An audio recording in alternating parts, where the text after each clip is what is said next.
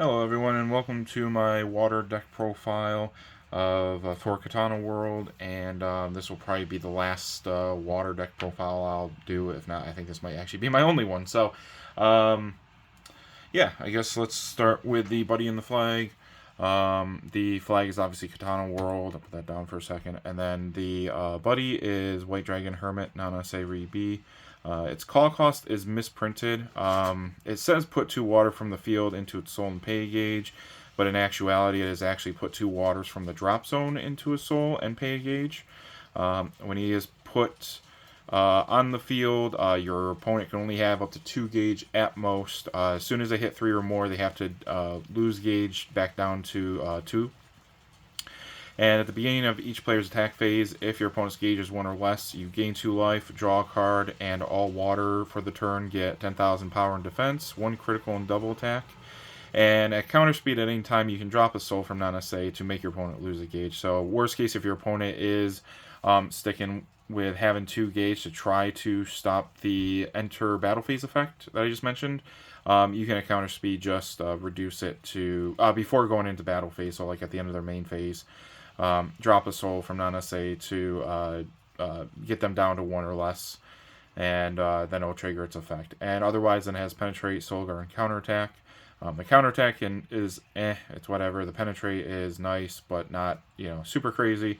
And obviously, if you can get the effect off, you'll get the double attack as well with all of the stat boosts. So he's kind of the main size 2 that you'll want on the field. But let's start with the size zeros first. First is 4 copies of First Omni Beast Messenger Goichi Goma.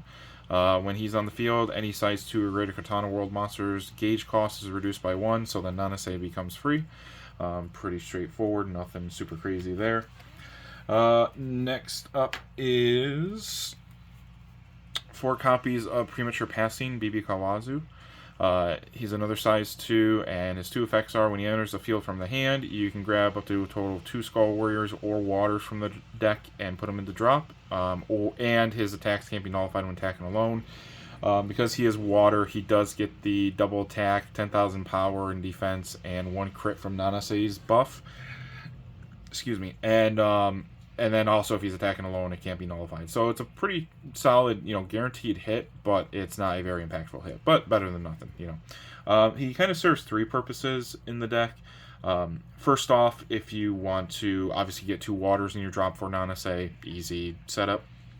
Second off, I do have a couple 1-ofs. There is a 1-of in the main deck and then a 1-of in the side deck. The one in the main deck is 100 Mex General Chaos Jishin Yuki, and the one in the side deck is Humanoid Beast Yaijako. Both are Skull Warriors, so you can just at least... And you want them in the drop, you don't want them in hand, so you can just chuck them into the drop with Bibi Kawazu. And then third off, he can just help filter out the deck, so if you already have Nanase Ribi, I run the other Misty Dew Nanase. And so if you have Nanase Ribi on the field, you really don't need Misty Dew Nanase in the deck anymore. So you can use it just to get rid of a useless card. But we'll get to the Misty Dew Nanase in a second. But, Bibi Kawazu basically has several purposes in the deck. Next up, going to size 2s, is 4 copies of Guardian Electro Beast Goryo.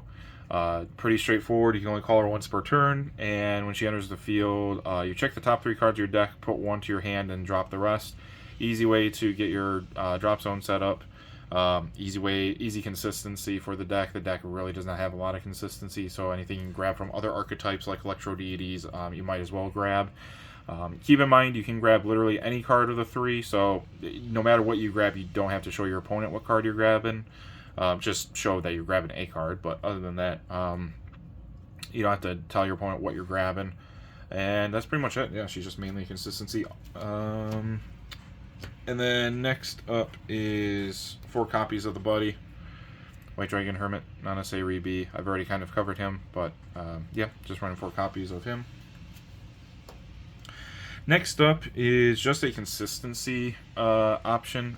Celestial Deity of Misty Dew Water Nanase.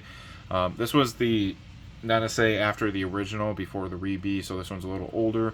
Its call cost is you put 2 waters from the drop and pay 2 gauge instead of 1 like the other Nanase.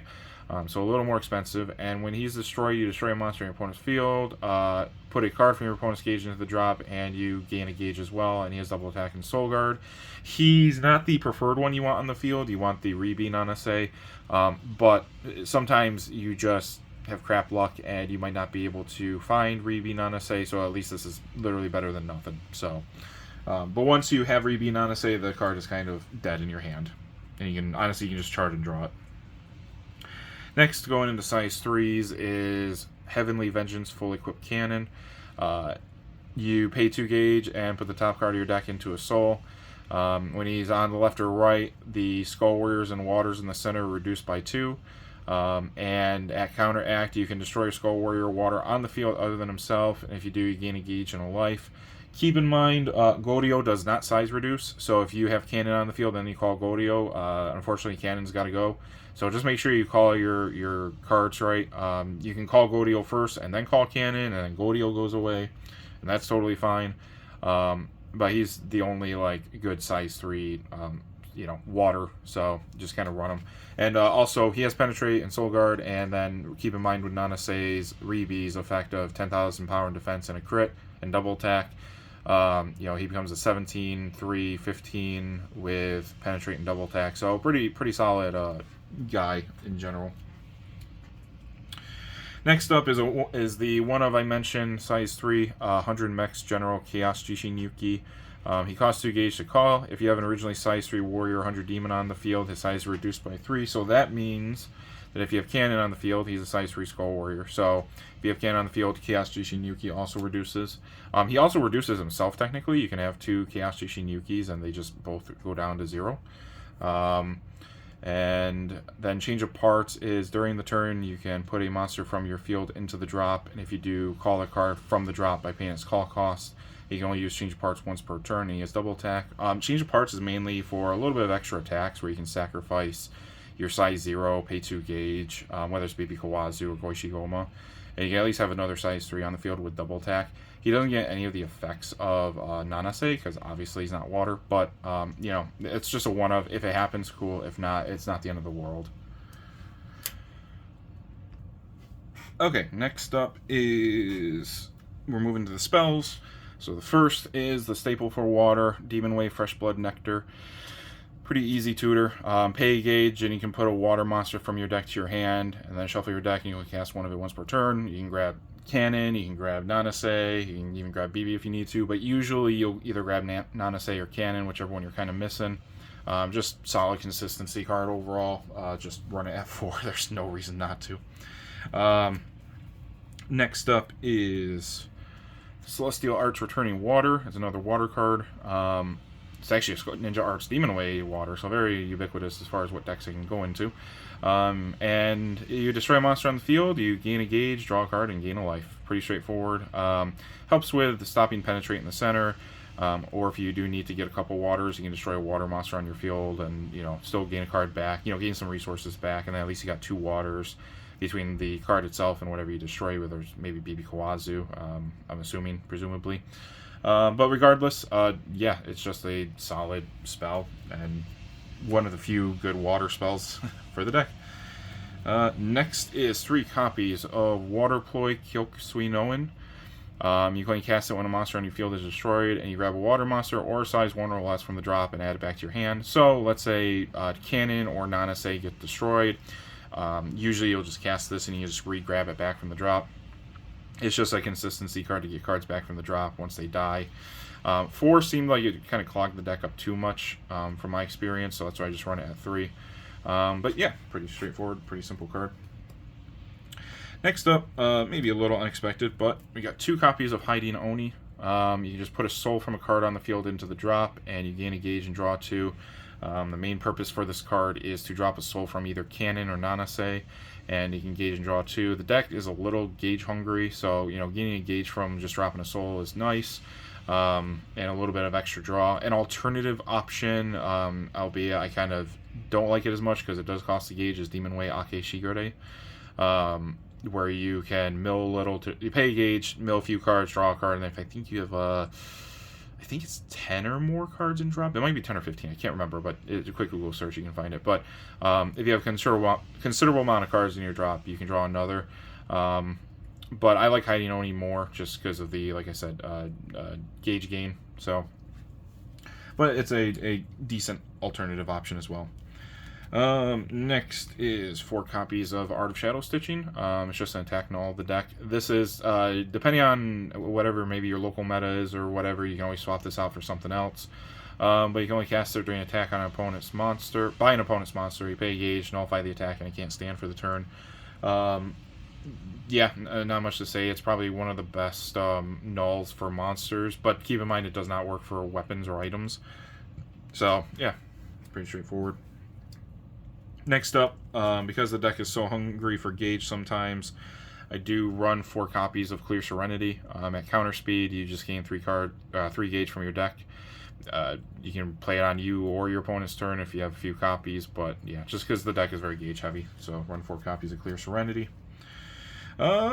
Second to last card of the deck is 3 copies of Banquet for the Unrighteous. You can choose one of 2 effects with it, and you only cast Banquet once per turn. You can either check the top 3 cards of your deck and pick a monster, only a monster from them, and put it to your hand. Unlike Goryo, where you can grab anything, you can only grab a monster with this. But hey, if you're missing Nanase, you're missing Cannon, something like that, you might be able to grab it with Banquet. And then the second effect is you can put a card from your drop zone face down into the solo monster on the field. So what I primarily like to do with this is put a soul into Nanase, and you got another soul that you can counter drop to make your opponent lose a gauge, and then you'll just gain the card back, with the 2 life and draw a card with Nanase's effect. So you're not really ultimately like minusing in the long run, but there's another option to just give Nanase another soul. Just trying to think of, I think that was pretty much it with Banquet. Oh, and worst case with Banquet, you could always, let's say you have Hiding Oni on your field and Banquet in your hand, but you don't really have like Nanase or Cannon that has a soul, you could always throw a card with Banquet into the soul of some monster and then just Hiding Oni it out to gauge and draw 2. If push comes to shove, I'm not saying that should be a common tactic you should do, but just, if your hand's kind of garbage, you need to cycle around a little bit. And honestly, last but not least, not much to say, but it's Demon Way Sakura Fubuki. You pay 2 life and nullify a spell, and you can only run one of them in the deck because of the rules. And that's pretty much it for the main deck. Moving on to the side deck. Run 2 copies of Water Technique Minawa Gakushi. Pay 2 gauge, you can bounce a monster, item, or spell from the field to the owner's hand. Some decks might still not have like a bounce protection, so you could always just slap this in, and it's water as well, so it helps with getting water and drop. It's a little bit of an expensive card, but it's kind of relatively ubiquitous tech. It's not for any certain specific deck in general, but if you kind of notice there's no anti-bounce with a deck, and they kind of rely on one certain card, you can kind of mess with them a little bit and bounce it back to their hand. So we got that. Next is the one of Humanoid Beast, the Aijako. This is the other one that with BB Kawazu you can just send to the drop. And so his effect, the first one is a named effect named Palfire Circle. And if you have a Skull Warrior on the field, you can put a spell from the field into the drop. And keep in mind, that can be either you or your opponent's spell on the field. So if things like Invitation to Deathground is on the field, you can use Aijako to get rid of that, or any spell. It really doesn't matter. And if you do, call it from the drop. You can only cast it once per turn. And if he enters the field, you can destroy a Skull Warrior on the field. And if you do, you gain a life and draw a card. So most probable choice would be Cannon, but you can always, I suppose, do BB Kawazu or Goichi Goma. But it's mainly the spell removal effect that's the purpose of the Aijako. So with 4 copies of BB Kawazu on the field, you kind of really have like 5 copies of Yaijako. Next is, I gotta grab all 4 of them, but 4 copies of Barbed Wire. It's just for mainly Hero World decks, just to try to rest the item to slow the opponents down from a lot of aggression, or really any other maybe item heavy deck, or maybe they're really keen on using one specific item. And then last is 3 copies of Cherry Blossom Dance. It's a set spell, prevents your opponent from calling monsters from the drop zone, and the last effect isn't useful in the deck, but if an item would leave the field, you can sacrifice the set spell to keep the item on the field. But if you know your opponent kind of plays a deck that calls from the drop somewhat frequently, this can kind of really kind of mess up their strategy and how they function. So it's just a good little annoying tactic to add to the deck for increase, small addition to the deck for a big annoying payoff depending on the deck. So and that's pretty much it. If you have any questions, feel free to leave a comment. But otherwise, that's pretty much the deck. Water doesn't have a lot of support, so there are other totally viable and totally fine options to put in the deck. But this is just kind of how I've kind of built mine. So thanks. Bye.